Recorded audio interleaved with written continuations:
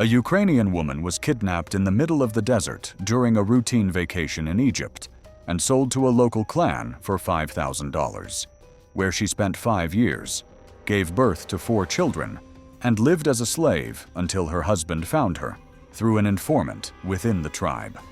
Andrei and Yulia lived in one of the regional centers in eastern Ukraine. He worked as an engineer at a local enterprise, she as an accountant at a private firm. They met at university and got married a year after graduation. They lived together for 8 years until the moment that changed everything. They did not have children, although both wanted them, but put it off due to financial issues. Their life was standard for their social class: a mortgage, a car loan, and annual vacations to affordable countries. Egypt was a logical choice for their March vacation. Warm weather, the sea, affordable prices, direct charter flights from the regional center. They bought a package through a local travel agency. It was a typical package tour: flight, beachfront hotel in Hurghada, all-inclusive meals, several excursions to choose from. The cost for 2 was around $400, which was within their budget. The departure was scheduled for early March 2018. They flew out in the morning and arrived in the middle of the day local time. The transfer from the airport to the hotel went smoothly. The first 3 days were spent in the usual way: beach, pool, visiting local shops and cafes. Julia photographed everything and posted it on social media. Andrei spent more time by the sea. On the 4th day, they decided to take a trip to the desert. It was one of the most popular offers from tour operators: a quad bike ride, a visit to a Bedouin village, dinner under the stars, and a return in the evening. The price for 2 was $80, which seemed reasonable. They signed up through the hotel guide and were included in a group with 12 other tourists. The group was international: 3 Russians, a married couple from Belarus, 2 girls from Poland, 4 Germans, and them. The departure was scheduled for the morning, with a return at 8 in the evening. The bus picked them up from the hotel in the morning. The driver and guide spoke broken English and Russian. The route was standard: departure from the tourist area of Hurghada into the desert, where there was a Bedouin settlement adapted for tourists. There they were shown traditional tents, offered camel rides, and given local bread and tea to try. Then they were taken on quad bikes across the sand dunes. Everything was organized so that tourists could experience authenticity without any real risk. The only problem was the hot weather, but everyone was warned to drink plenty of water. The program ended at 6 in the evening. The group returned to the bus for the trip back to the hotel. The journey was supposed to take about an hour. However, half an hour after departure, the bus began to behave erratically. The driver stopped on the side of the road. It turned out that one of the main engine components had failed. The driver and the tour guide tried to do something under the hood, but it quickly became clear that the problem could not be solved on the spot. The tour guide called the company that organized the tour. The answer was standard: they would send a replacement bus, but it would take at least 2 hours, as they needed to arrange for a vehicle and driver, as well as transportation to and from the hotel. The tourists got off the bus. It was already around 7:30 p.m. The sun was setting, and the temperature was dropping. The bus had stopped in the middle of a road connecting the tourist area with the interior. The road was not a highway, but rather a 2-lane road with asphalt pavement of poor quality. Few cars passed by. Some people had cell service, others did not, depending on their carrier. Julia managed to text her friend that they were stuck on the road and would have to wait. Andrei took a photo of the broken-down bus with a caption about adventures in the desert. After an hour of waiting, when it was already completely dark, some of the group began to get nervous. The Germans suggested walking to the nearest settlement, which, according to the guide, was a few kilometers away in the direction of Hurghada. The guide said it was better to stay with the bus and wait for help, but 4 Germans and 2 Polish girls decided to go anyway. Yulia and Andrei hesitated at first, but then decided to join those who were walking. Another Russian couple also went. A total of 8 people set off on foot along the road towards the coast. It was uncomfortable to walk. The road had no lighting. Some tourists had flashlights on their phones, but they weren't bright enough. They walked along the side of the road, hoping that passing drivers would notice them.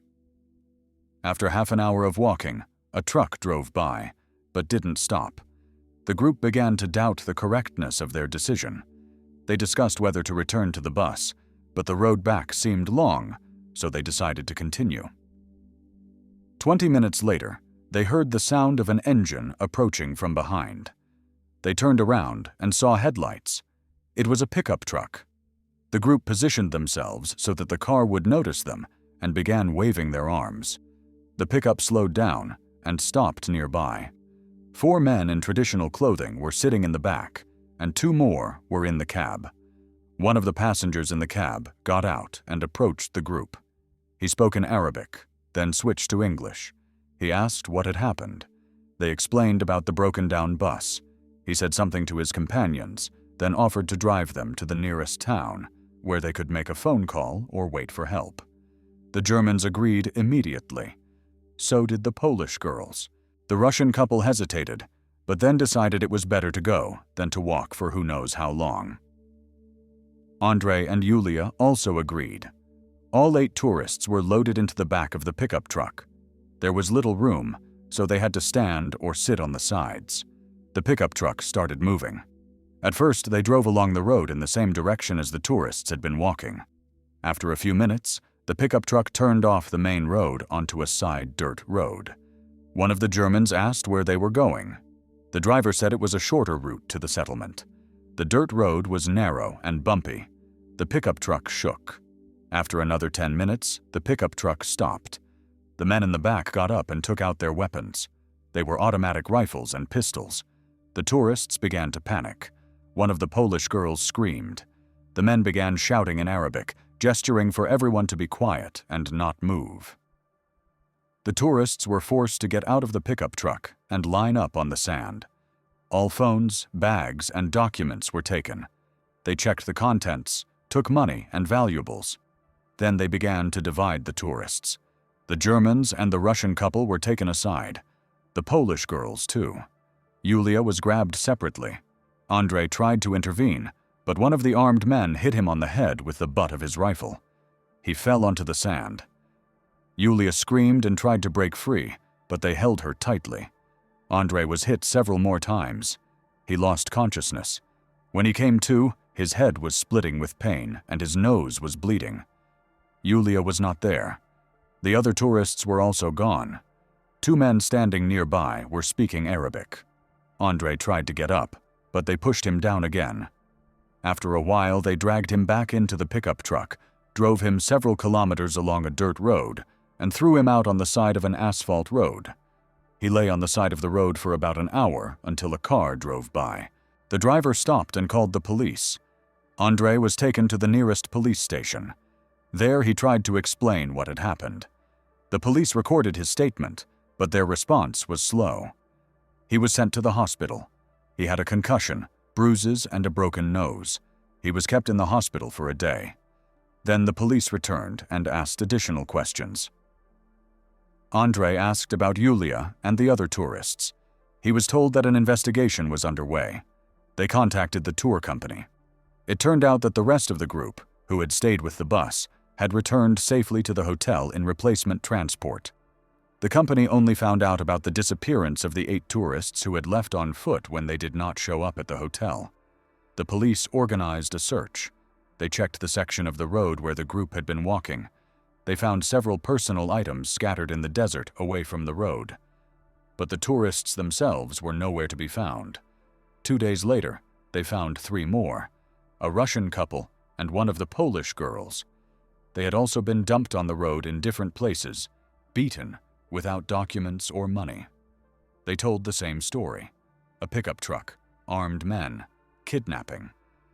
But the second Polish girl and the 4 Germans were not found. Neither was Julia. In the following days, the police continued their search. The consulates of the respective countries were involved. The case gained international attention. The kidnapping of tourists in Egypt was not the first such incident. In 2012 and 2013, Bedouin tribes on the Sinai Peninsula repeatedly kidnapped tourist groups, demanding the release of their relatives from prison. But those cases ended quickly, with the tourists being released a day or two after negotiations. This situation was different. There were no ransom demands. There was no contact from the kidnappers. Some of the tourists were released, while the rest were taken to an unknown location. Andrei's documents were processed for his return home through the Ukrainian consulate. He refused to leave without Yulia. He demanded that the Egyptian police continue their active search. The consulate explained that the Egyptian authorities were doing everything possible, but the territory was vast. The desert was poorly controlled, and the Bedouin clans lived by their own laws and did not cooperate with official structures. Andrei spent another week in Egypt trying to find out something himself, but to no avail. In the end, he was persuaded to return to Ukraine and wait for information from official channels. Upon his return, he filed reports with all possible authorities. He contacted the Ukrainian Ministry of Foreign Affairs, human rights organizations, and journalists. The story made the news, but there were no concrete results. The Egyptian side reported that the investigation was ongoing, but there were few leads. The other missing tourists were also not found. Their families in Germany and Poland did the same. They demanded searches and appealed to international organizations. But time passed, and there was no new information. Yulia was taken in a different direction. After Andrei was thrown out on the road, the pickup truck with her in the back drove for several more hours through the desert. There were no roads as such, only dirt tracks and traces of previous vehicles. She tried to remember the direction, but in the dark, it was pointless. Besides her, there were two armed men in the back who wouldn't let her stand up or try to jump out. When she tried to speak, they silently pushed her back onto the floor of the truck. By dawn, the pickup truck had arrived at a small settlement in the middle of the desert. It was a group of about 20 buildings made of stone and clay, with flat roofs. There were pens for goats and sheep around them. There were no signs of modern infrastructure, no power lines, no water pipes, no paved roads.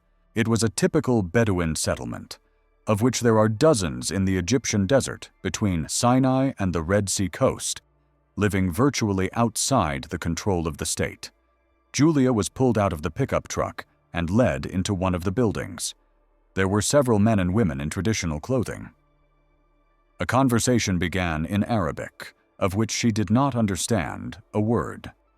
One of the middle-aged men, with a beard and wearing a long white shirt, approached her, examined her, and said something to the others. Then they took her to a small windowless room and locked the door from the outside. Inside, there was only a mat on the floor and a jug of water.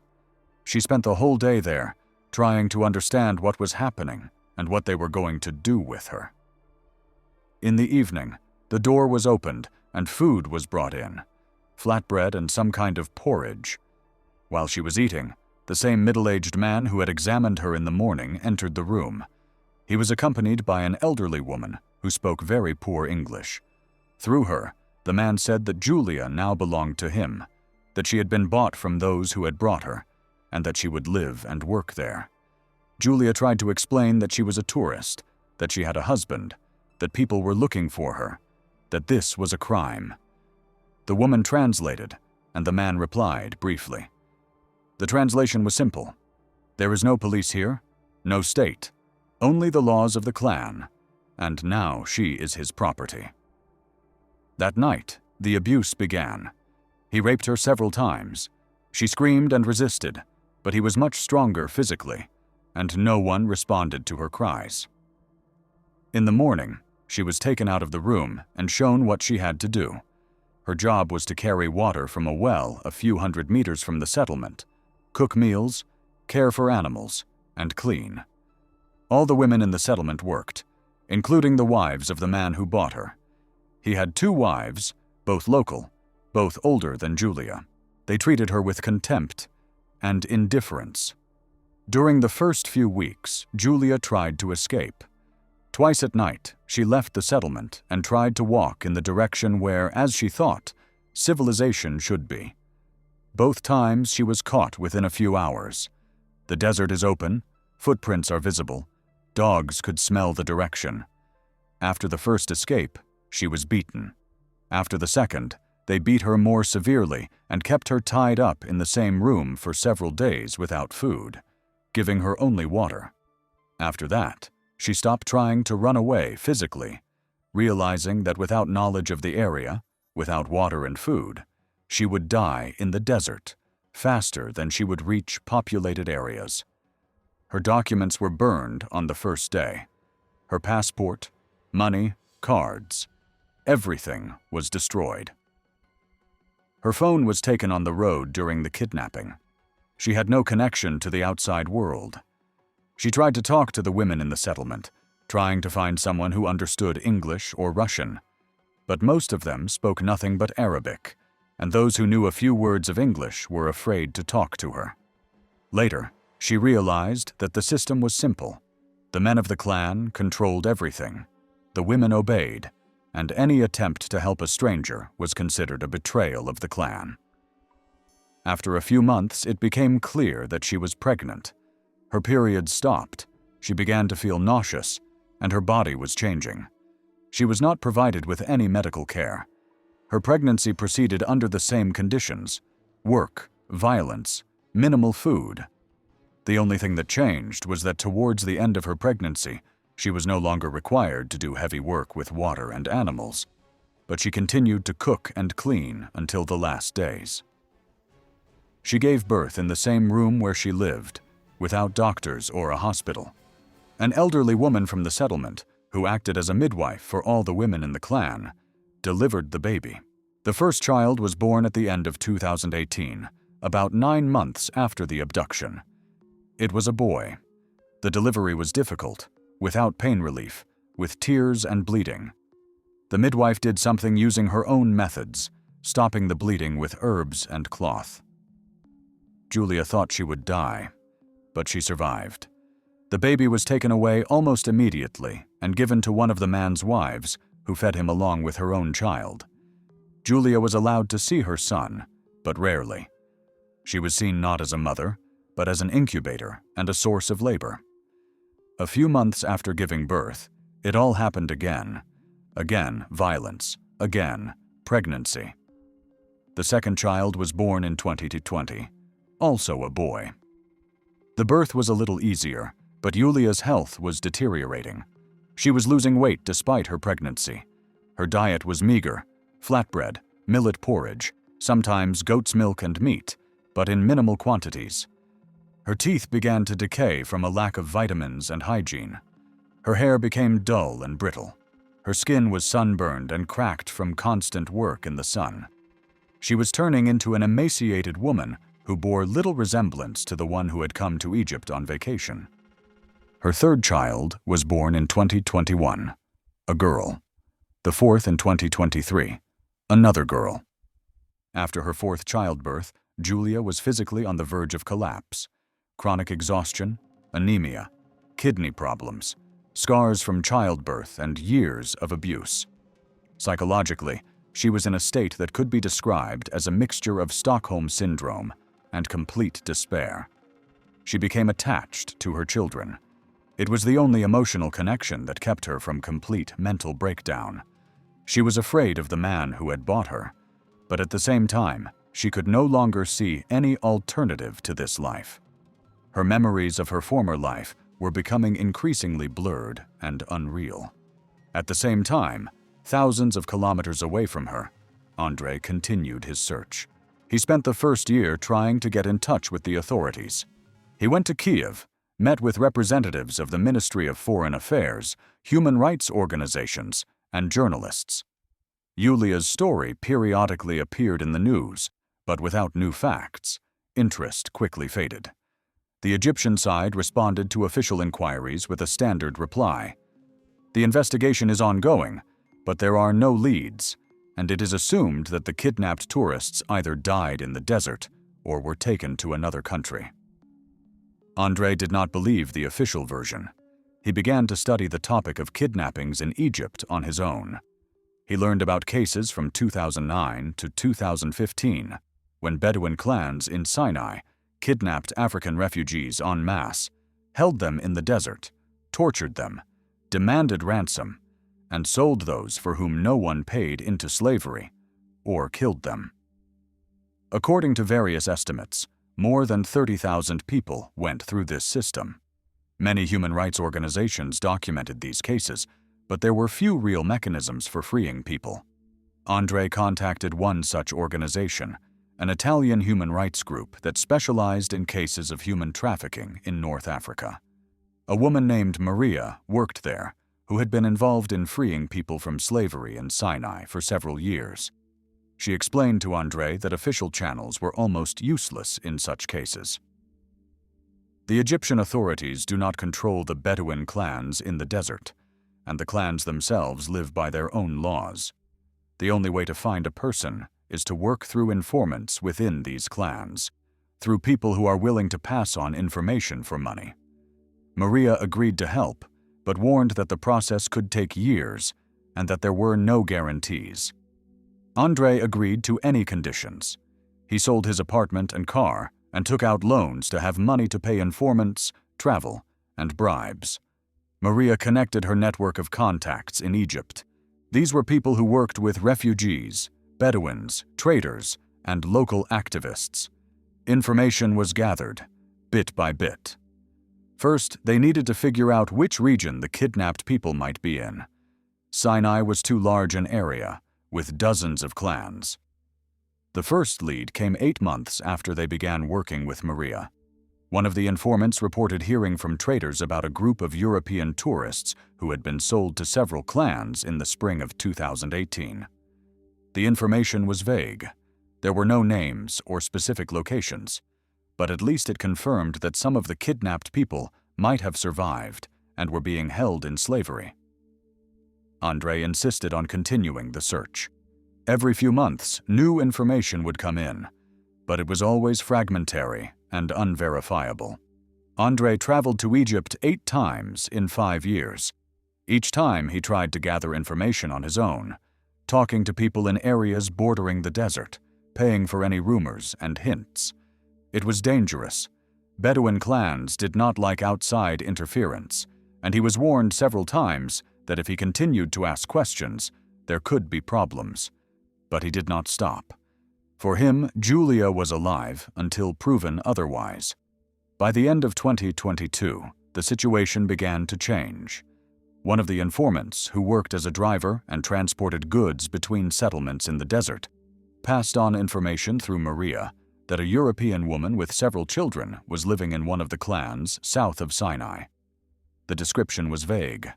Fair skin, light hair, does not speak Arabic, works like the other women in the clan.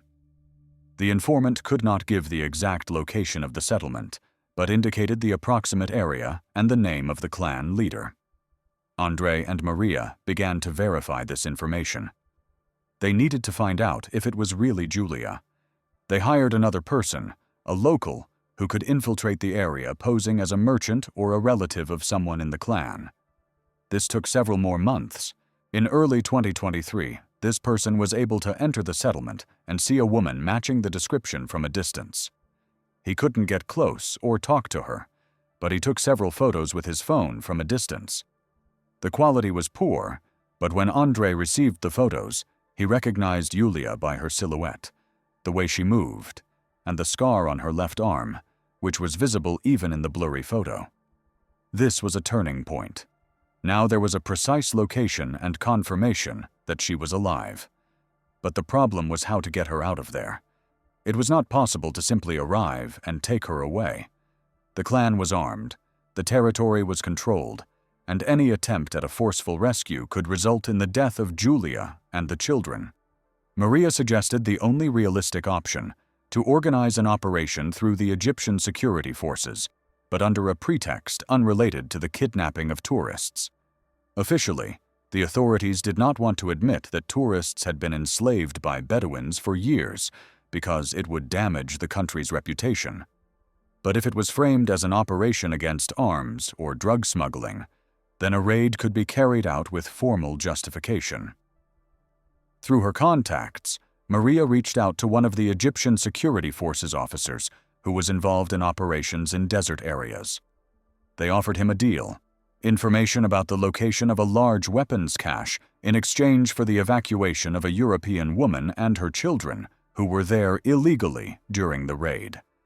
The officer agreed, but demanded a significant amount of money as a guarantee of the operation's confidentiality. Andre gave him the last money he had. The operation was scheduled for February 2023. It was a night raid involving several vehicles and armed personnel. Andre could not participate directly, but was in the nearest town, waiting for the outcome. The raid went quickly. The settlement was surrounded, the men of the clan were detained, and a search was conducted. Formally, they were looking for weapons. Yulia and her 4 children were taken away separately, put in one of the cars, and driven out of the settlement. The clan leader, the very man who had bought her and kept her all these years, was arrested on formal charges of illegal possession of weapons. Nothing was said in the official documents about slavery, human trafficking, or violence. Yulia and the children were taken to Cairo, to a safe place, where they were met by representatives of the Ukrainian consulate and Andriy. It was their first meeting in 5 years. The meeting took place in one of the rooms of the Ukrainian consulate in Cairo. Andriy was waiting in a small room when Yulia and the children were brought in. The door opened, and he saw her for the first time in 5 years. She looked like a different person. She was emaciated, her skin was dark and weather-beaten, her hair was tangled and short, and her face was covered with deep wrinkles that should not have been there on a 34-year-old woman. She was dressed in traditional Bedouin clothing, which the consulate had given her to replace the clothes she had arrived in. Standing next to her were 4 children, boys about 4 and 3 years old, girls about 2 years old, and a baby in her arms. Andre stepped toward her, wanting to hug her, but she recoiled, not aggressively, but instinctively. He stopped. She looked at him, but there was no recognition or joy in her eyes. There was something between fear and indifference. The consulate employee who was present at the meeting quietly explained to Andre that she needed time, that she was in shock, that it was not worth rushing. Andre sat down on a chair, trying to control his emotions. Yulia sat down opposite him, the children huddled close to her. The older boy looked at Andre suspiciously. For the first few days, Yulia hardly spoke. She was taken to a medical facility in Cairo, where she underwent initial examinations. The diagnoses were serious: chronic exhaustion, severe anemia, kidney problems, urinary tract infections, multiple scars from childbirth and trauma, an 18-kilogram weight loss from her normal weight, 11 destroyed teeth, and signs of osteoporosis. Her psychological condition was assessed as severe post-traumatic stress disorder with elements of Stockholm syndrome. She could not sleep without her children nearby, panicked at the sight of unfamiliar men, and refused some medical procedures. Andre remained in Cairo, trying to establish contact. Yulia only started talking to him on the 3rd day, and even then only in short sentences. She asked what would happen to the children, afraid that they would be taken away. Andre tried to explain that they were safe, that they were being taken to Ukraine, that everything would be fine. She didn't believe him. She repeated that the children had to be with her, otherwise they would be killed. There was no logic in her words, but her fear was real. The psychologist who was counseling her explained to Andre that years of violence, isolation, and constant stress had destroyed her normal mechanisms for perceiving reality. For her, the only security was her children, and any attempt to separate them was perceived as a threat to her life. The children's documents became a separate problem. Formally, they were born on Egyptian territory, but without medical care, without registration, without being recorded by the state authorities. They had no birth certificates, no father in the legal sense, and no citizenship. The Egyptian authorities did not want to issue documents, recognizing that the children were born as a result of a crime on their territory. The Ukrainian consulate began the registration process through emergency channels, but this required time and confirmation. DNA tests, medical reports, the mother's testimony, and approval from the Egyptian side were needed. After 2 weeks in Cairo, they managed to arrange their return to Ukraine. Yulia was issued a temporary entry document, and the children were given similar papers as accompanying persons without citizenship. It was a legal compromise that allowed them to be taken out of Egypt with the promise to complete the paperwork in Ukraine. The departure was organized on a special flight with medical assistance. Yulia refused to fly without her children in the same row, so they were given a separate area on the plane. Andrei sat next to her, but she did not allow him to touch her or the children. Upon arrival in Ukraine, they were met by representatives of the Ministry of Internal Affairs, doctors, and child welfare services. Yulia and the children were immediately taken to the hospital for a full examination and treatment. Andrei went with them. More detailed diagnostics began at the hospital. Yulia's physical condition was critical. She required treatment for anemia, kidney restoration, dental intervention, and gynecological surgery to address the consequences of giving birth without medical assistance. Doctors estimated that her recovery would take at least a year with intensive therapy. Her psychological condition was even more complex. Yulia showed all the signs of severe post-traumatic stress disorder: nightmares, flashbacks, panic attacks, avoidance of any situations reminiscent of the past. But at the same time, she exhibited Stockholm Syndrome. She defended the memory of the man who had kept her in slavery. She said that he fed her, gave her a roof over her head, did not kill her, and that without him, her children would have died. When psychologists tried to explain that this man was her rapist and a criminal, she shut down and refused to continue the conversation. For her, he had become a figure on whom her survival depended, and this distorted her perception. The children also demanded attention. The older boy was 4 years old, spoke only Arabic, was afraid of everyone except his mother, and became aggressive when doctors tried to examine him. The second boy was apathetic and hardly reacted to those around him. The girls were too young to assess their psychological state, but physically, all the children were emaciated and lagged behind in their development compared to age norms. They were placed in the children's ward of the hospital, but Yulia categorically refused to be separated from them. As a result, a ward was organized where she could be with her children at all times. Andrei tried to rebuild their relationship, but it proved impossible. Yulia did not perceive him as her husband. She did not remember the details of their life together, or did not want to remember. When he showed her photographs, she looked at them as if they were pictures of strangers. Psychologists explained that this was a defense mechanism. Her past life was too painful a contrast to what she had experienced, and her brain blocked these memories to reduce her suffering. Andrei continued to visit every day, bringing food and toys for the children and trying to talk to her. But she treated him like a stranger who, for some reason, was always around. At the same time, legal proceedings began. The Ukrainian Ministry of Internal Affairs opened a criminal case on the grounds of human trafficking and unlawful deprivation of liberty. But the problem was that the crime had been committed on Egyptian territory. The criminals were still there, and cooperation between the law enforcement agencies of the two countries was minimal. The Egyptian side officially confirmed that in February 2023, a raid was carried out against arms smuggling, during which several people were detained and a foreign citizen was freed. But there was no mention of human trafficking charges. Those detained were convicted under articles on illegal possession of weapons and sentenced to terms ranging from 2 to 5 years. These were laughable punishments for what had actually happened. Ukrainian investigators tried to gather evidence for an international investigation. They took Yulia's testimony, but she was confused about dates, could not remember names, and could not accurately describe the place where she was held. Her condition made her testimony legally weak. Medical reports confirmed the fact of prolonged violence and exhaustion, but did not establish a direct link to specific individuals.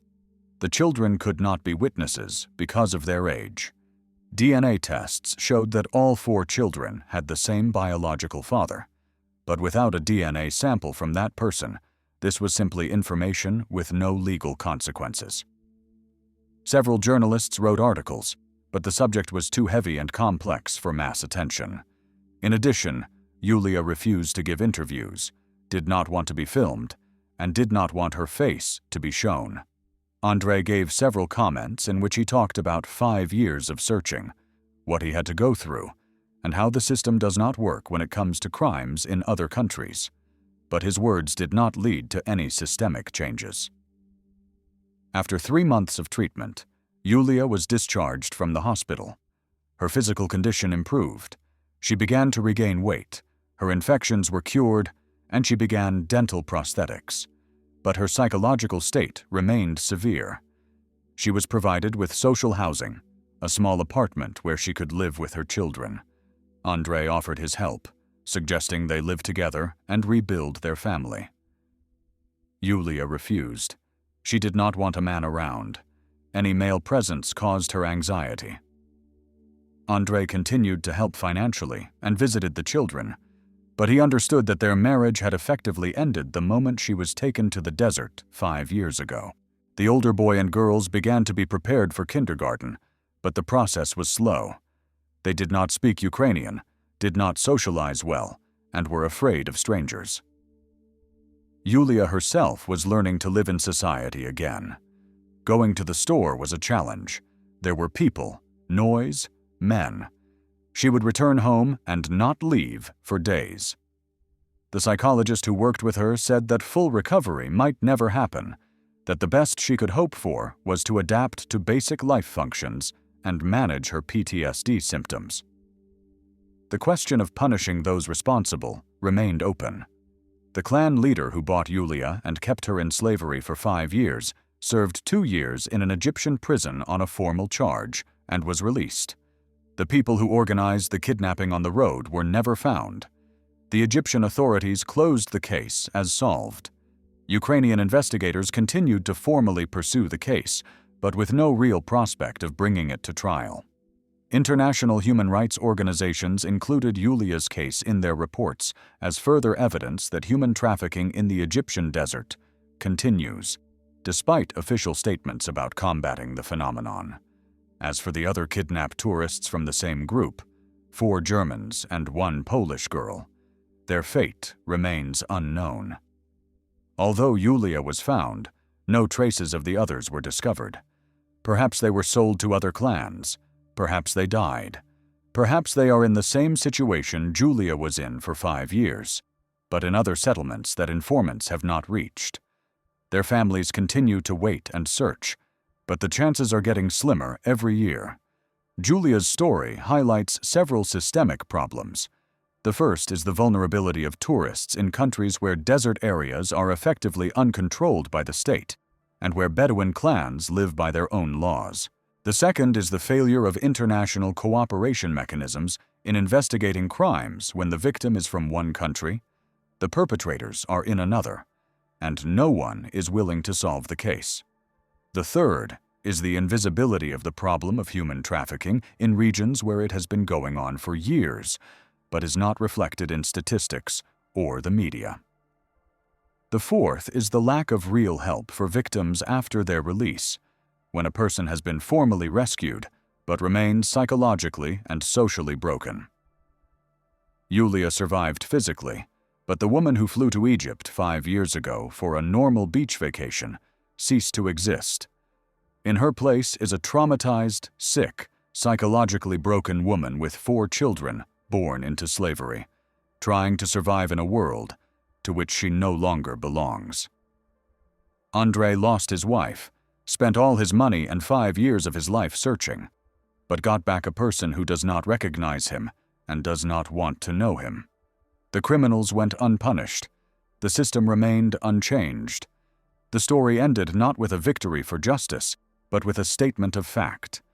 In the desert between Sinai and the Red Sea, a few hours' drive from tourist resorts, people still live in slavery, and the world prefers not to know about it.